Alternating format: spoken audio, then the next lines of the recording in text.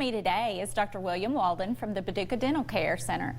We're going to talk about how to keep those pearly whites white. You ready?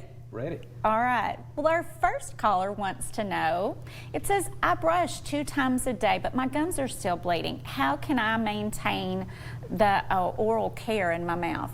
Well, you ought to be commended in that you're, obvious, looking after your mouth and you notice the bleeding.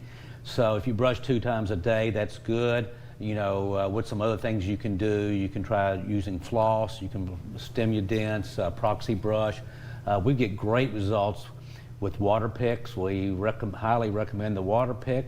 And so try one of these other methods here for a few weeks and see if the bleeding goes away.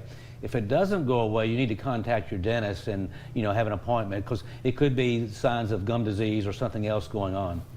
Okay, I'll be honest, I'm not the best at flossing, but I try.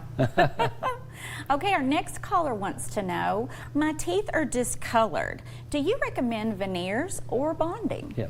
Well, the first thing we'd probably want to do would be take a look and see what the discoloration looks like.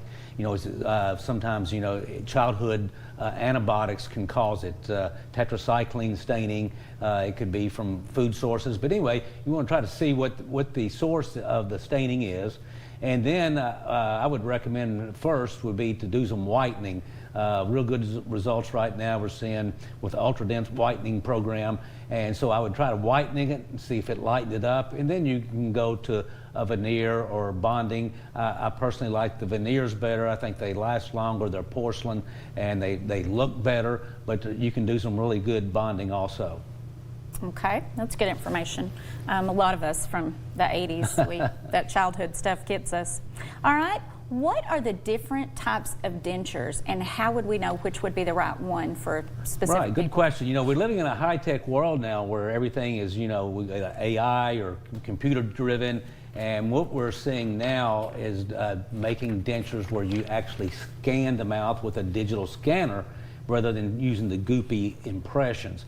And so we're getting a much better fit. Now, so you can have, dentures made with a scan. You can have dentures that are retained by an implant. Check with your dentist and see what they recommend for you, but there are some options.